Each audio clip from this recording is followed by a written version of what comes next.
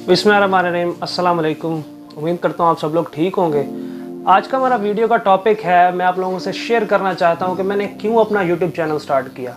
सबसे पहले तो फाइनेंशियल रीजंस सबकी होती हैं और कोई बुरी बात नहीं है, सब चाहते हैं वो पैसे कमाएं। उसी तरह मैं भी चाहता हूँ कि मैं पैसे कमाऊँ यूट्यूब से या किसी और चीज़ से, लेकिन सिर्फ एक फाइनेंशियल हेल्प ही इसका मकसद नहीं है, क्योंकि मैं फाइनेंशियल हेल्प तो और भी बहुत सारे तरीके हैं लेने के।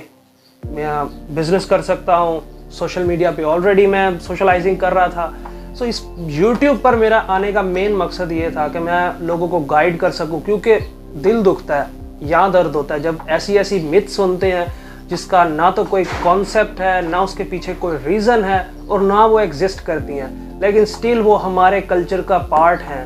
दुनिया आगे पहुँच चुकी है लेकिन हम आज भी वहीं बैठे हुए हैं। हमारे कल्चर में आज भी वही मिथ्स हैं जो आज से 100 साल पहले थी।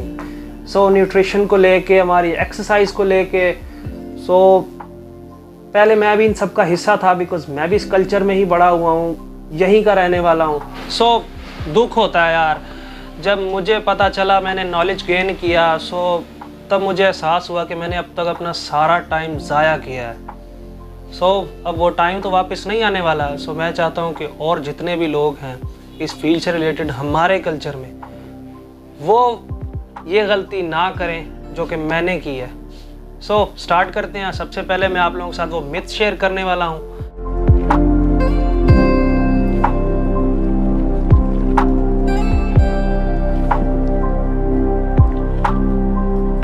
सबसे पहली जो मिथ है वो है डोंट यूज ब्रॉयलर चिकन। आपने बहुत सारे लोगों से सुना होगा, मैं ब्रॉयलर चिकन को प्रमोट नहीं कर रहा हूँ, हरगिज़ नहीं कर रहा हूँ। मैं भी आप लोगों की तरह देसी कल्चर से हूँ और मेरा भी यही मानना है कि देसी चिकन जो है, मुर्गी, वो बेटर है ब्रॉयलर से। लेकिन एक इंसान जो उसे अफोर्ड नहीं कर सकता, एक इंसान के पास इतना फाइनेंस ही नहीं है, या फिर एक इंसान जिसको अवेल ही नहीं है देसी। आप जो बाजार में जाके देसी लेते हो वो देसी नहीं है। देसी वो है जो आप घर में पालते हो, क्योंकि जो बाजार से आप जाके लेते हो उनको भी सेम फीड मिलती है, जस्ट कलर का फर्क है उसमें और ब्रॉयलर चिकन में। अब ये सोच के कि चिकन ब्रॉयलर बैड है, बिल्कुल ही नहीं खाना, दैट्स रॉन्ग। इस चीज के बाद मैं हमेशा खिलाफ रहूंगा कि ये चीज गलत है। मैं अगेन कह रहा हूँ कि मैं ब्रॉयलर चिकन को प्रमोट नहीं कर रहा हूँ। अगर आपके पास ऑप्शन है तो आप हमेशा देसी चिकन खाएं। आपके बजट में है, आप महंगा है सस्ता है, आप बाय करें, घर में पाल सकते हैं, what ever you can do, that's on you, आपकी चॉइस है।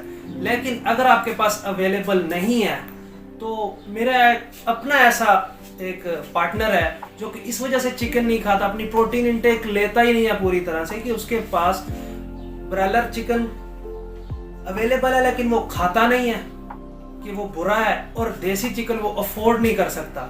This thing bad. अब अगर आप गोरों के पास चले जाओ, यूरोप में, कनाडा में, उनके पास उधर ही हर चीज़ के फार्म्स नहीं है, वो फूड बाहर से मंगवाते हैं, लेकिन उनके पास जो चीज़ है उसको वो यूटिलाइज करते हैं। आप लोग के पास जो अवेलेबल है उसे यूटिलाइज करना सीखें, ना कि उनमें कीड़े निकाल के उस चीज़ को ही साइड पे कर दें।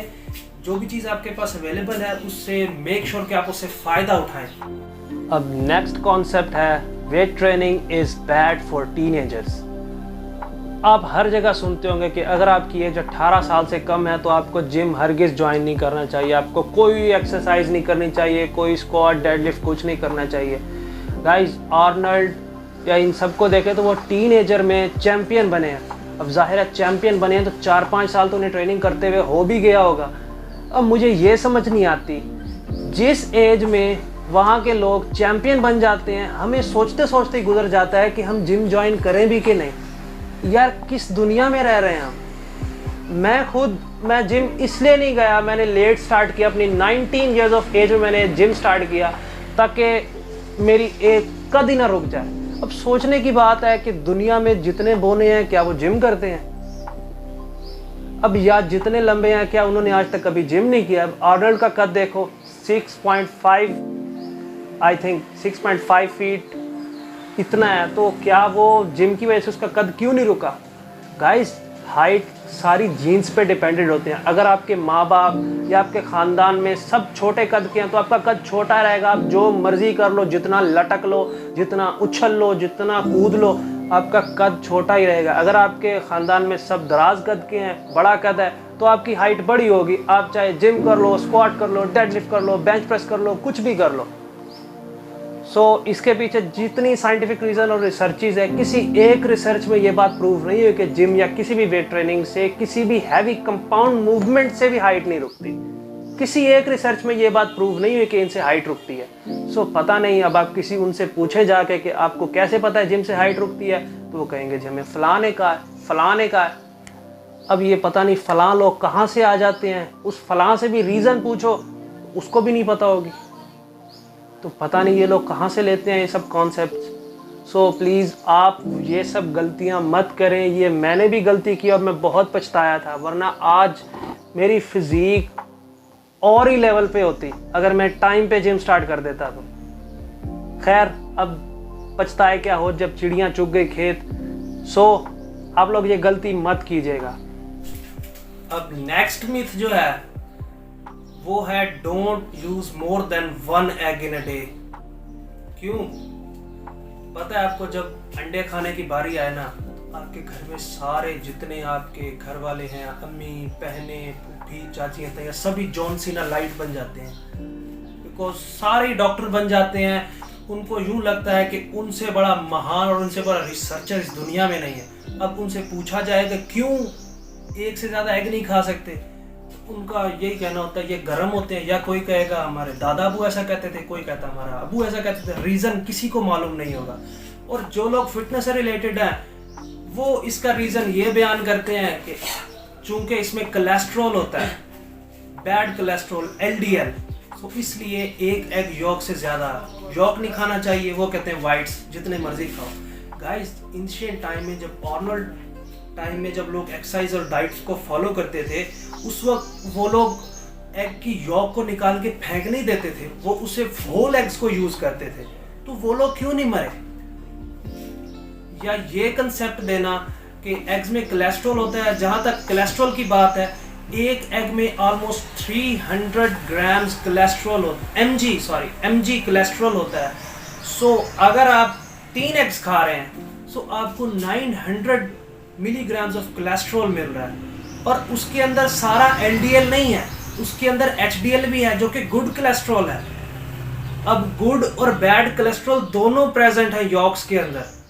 आप कैसे कह सकते हैं? और आपकी जानकारी के लिए बताता चलूं कि 950 मिलीग्राम कोलेस्ट्रॉल LDL आपकी बॉडी डेली प्रोड्यूस करती है। अगर ये बैड है तो आपकी बॉडी खुद क्यों प्रोड्यूस करती है? लेकिन जब आप उसे बाहर से यॉक देते हैं तब वो अपनी प्रोडक्शन बंद कर देती है, और जो बाहर से आया हुआ यॉक होता है उसमें से LDL को लेकर अपनी नीड्स पूरी करती है। अब बॉडी खुद क्यों बनाती है? बिकॉज बॉडी को नीड है LDL की, ज्यादा नहीं बट कम नीड है LDL की, जो सैचुरेटेड फैट से आता है, जो एग योक में होता है, या और भी जितने सैचुरेटेड फैट के सोर्सेज हैं, आपके जितने हार्मोनल प्रोडक्शंस हैं, आपके टेस्टोस्टेरोन, प्रोजेस्टेरोन, या जितने भी आपकी बॉडी में हार्मोन्स वर्क कर रहे हैं, वो सारे LDL से ही बनते हैं। अगर आप इनको स्किप कर दोगे आपका हार्मोन इम्बैलेंस स्टार्ट हो जाएगा। फिर उसका क्या करोगे? डॉक्टर्स के पास जाओगे, फिर वो आपको इंजेक्शंस लगाएंगे हार्मोन्स के। गाइस, आप जहां तक एग योक की बात है, अगर किसी को इनसे एलर्जी है तो ये उसकी बॉडी का इशू है, इसमें एग का कोई कसूर नहीं है। और जहां तक एग योक की बात है, एग योक से बड़ा आपको विटामिन मिनरल सोर्सेज दुनिया में नहीं मिल सकता। सिवाय एक विटामिन C के दुनिया का हर विटामिन मिनरल जो है एग योक में प्रेजेंट है। अगर अभी भी आप इसे छोड़ना चाहते हैं, आप चाहें तो मेरी सब बातें अगेन जाके गूगल से सर्च कर सकते हैं, या इनका मैं आपको फोटो भी साथ डाल दूंगा। अगर एक भी बात मॉडर्न रिसर्चेज में ये सब बातें प्रूव हुई हैं। मैं अगर अपनी बात करूं तो मैं डेली 8 एग्स अभी भी खा रहा हूं, जो अपने ब्रेकफास्ट की डेली मैं पिक्चर लगाता हूं, और अपने last full day of eating में मैंने शो भी किया है, मैंने आप सब लोगों के सामने खाया भी है उसे। आप काइंडली इन सब मिथ्स पे बिलीव मत करें और अपनी इस नेमत से फायदा उठाएं। हमारी नेक्स्ट मिथ है do not use nuts in summer. आपने अक्सर क्या बेशतर सुना होगा हर जगह यही कहते हैं हमारे कल्चर में कि आपको कभी भी गर्मियों में वॉलनट्स, आलमंड्स, मूंगफली ये सब यूज़ नहीं करने चाहिए क्योंकि इनकी तासीर गर्म होती है। अब यार ये मिथ कहाँ से स्टार्ट होती है? अब आप उन सब से इसका रीज़न पूछें तो वो जस्ट यही रीज़न दे कि गर्म हो। किसने कहा है? ये फलां ने कहा है। रीज़न क्या है? किसी को कुछ पता नहीं होगा। गाइस, जितने नट्स हैं उनमें हेल्दी फैट्स होते हैं, जैसे मैंने पीछे आपको बताया HDL, हाई डेंसिटी लिपोप्रोटीन। आप नेट पे जाके इसे सर्च कर सकते हैं। ये एक अच्छा कोलेस्ट्रॉल है जो बहुत ज़रूरी है हमारी बॉडी के लिए, हमारी ब्रेन फंक्शनिंग के लिए, हमारे हार्ट के लिए बहुत ज़रूरी है। हमारी हार्ट फंक्शनिंग में उसे ब्लड को पंप करने में बहुत हेल्प प्रोवाइड करता है ये। सो आप मुझे एक बात बताएं, क्या गर्मियों में आपका दिल और आपका दिमाग काम करना बंद कर देता है? अगर काम करना बंद नहीं करता तो क्या उसे अपनी खुराक नहीं चाहिए? मुझे नहीं समझ आती लोग ये सब बातें कहाँ से ले आते हैं। अब गर्म ठंडे के कॉन्सेप्ट को लेके वो लोग मेन जो बेसिक कॉन्सेप्ट है उसी को ही चेंज कर देते हैं।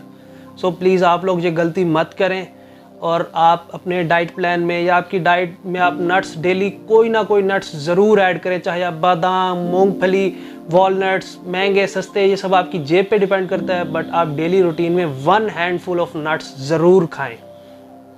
ये आपको बाद में जाके फ़ायदा देगा। लेटर ऑन आपको हेल्थ इश्यूज़ नहीं होंगे, इससे रिलेटेड हेल्थ इश्यूज़ नहीं होंगे। अब नेक्स्ट मिथ है डाइट मीन्स स्टार्विंग। इसका मतलब यह है कि जब भी लोग डाइट करने का सोचते हैं उन्हें भूख हड़ताल सोचती है।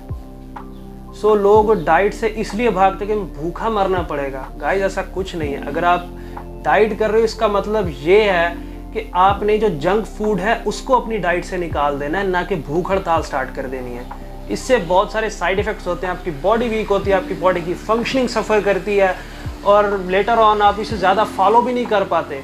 आपने बहुत सारे ऐसे लोग देखे होंगे, मैंने खुद देखे हैं कि जब वो डाइट पर आते हैं तो भूख हड़ताल करते हैं, अपने मील स्किप करना शुरू कर देते हैं, जस्ट जूसेस पे आ जाते हैं या कोई एक आधा सोर्स पिक करके उसको फॉलो करना स्टार्ट कर देते हैं। गाइस, ये सब ऐसे नहीं चलता है। डाइट स्टेप बाय स्टेप होती है। सबसे पहले आप अपने फूड से जंक सोर्सेज निकालें, उसके बाद जो आप एक्स्ट्रा शुगर ऐड करते हैं उसमें आप थोड़ा सा रिलीफ दें बॉडी को, आप उसे हल्का हल्का कट करना स्टार्ट करें। वीक बाय वीक आप छोटे छोटे चेंजेस करें जिन्हें आपकी बॉडी अडेप्ट भी करती जाए और आप उसके आदी हो जाएं, ताकि आपको एकदम से ये ना हो कि 1-1.5 हफ्ते बाद आप थक के सब कुछ ही छोड़ जाएं। ये डाइट नहीं होती है। अब नेक्स्ट जो मिथ है वो है प्रोटीन्स आर स्टेरॉइड्स। अब इसके बारे में मैं क्या कहूँ, मुझे कुछ समझ नहीं आता। गाइस, प्रोटीन कोई स्टेरॉइड नहीं है। अगर आप 6 एग वाइट्स ले लेते हो, खा लेते हो, या एक प्रोटीन का स्कूप ले लेते हो, दोनों में प्रोटीन कंटेंट सेम है। अब प्रोटीन डेली भी खाते हो, शायद लोगों को ये कॉन्सेप्ट ही नहीं है कि प्रोटीन है क्या। प्रोटीन डाइट से भी मिलते हैं। आप डेली अगर चिकन खाते हो, एग्स खाते हो, रोटी खाते हो, आप दही खाते हो, दूध पीते हो, उन सब में प्रोटीन है। कुछ सोर्सेज में ज़्यादा है, कुछ में कम है। शायद लोगों को प्रोटीन का एक कॉन्सेप्ट नहीं है, इसलिए वो लोग प्रोटीन पाउडर्स को भी स्टेरॉइड्स बोल देते हैं। उन्हें शायद यही नहीं पता कि स्टेरॉइड्स क्या होती हैं। प्रोटीन और स्टेरॉइड्स में फ़र्क ही नहीं पता।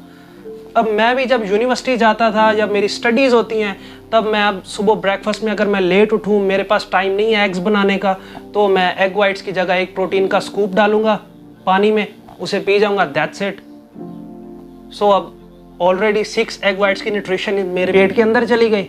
सो अब जहाँ तक ये बात आती है कि फूड सोर्सेज बेहतर हैं या प्रोटीन पाउडर, तो उनमें मैं हमेशा यही रिकमेंड करूँगा कि फूड सोर्सेज बेहतर हैं। लेकिन अगर आपकी प्रोटीन रिक्वायरमेंट बहुत ज़्यादा है, जैसे मेरे ऑन सीज़न में या ऑफ सीज़न में 200+ चली जाती है, तो अब 200+ अगर मैं चिकन और गोश्त खाने बैठ जाऊंगा तो सारा दिन मैं वही खाता रहूँगा और इतनी मेरे पेट में जगह भी नहीं बनेगी।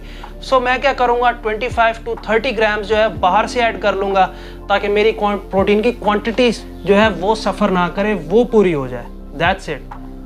बाकी प्रोटीन पाउडर्स में कोई ऐसी चीज़ नहीं होती जो आपके कल्चर में अवेलेबल नहीं है आपकी इस दुनिया में, और वो अलग ही कोई लेबॉर्ट्री में उसे प्रोड्यूस करके आपको दे देते हैं। वो भी यही फूड सोर्सेज से होता है। वे प्रोटीन किस चीज़ से बनती है? वे प्रोटीन आपके दूध और दही, जब आप दही की अगर आप देखें जाके कभी दही की शॉप पे, अगर आप घर में दही बनाते हैं तो दही और उसकी मलाई के दरमियान एक लेयर होती है पानी वाली, जिसे वे बोलते हैं। ये उसमें बहुत ज़्यादा प्रोटीन होता है, तो उसको एक्सट्रैक्ट किया जाता है, एक्सट्रैक्ट करके कॉटेज चीज़ में कन्वर्ट किया जाता है और कॉटेज चीज़ को फिर फर्दर प्रोसेस करके प्रोटीन पाउडर बनाया जाता है। सो अब अभी भी अगर आपको लगता है कि प्रोटीन पाउडर स्टेरॉइड्स हैं, तो गाइस मैं कुछ नहीं कर सकता, आप मत यूज़ करो, बस आप जो चाहते हो करो, दैट्स इट।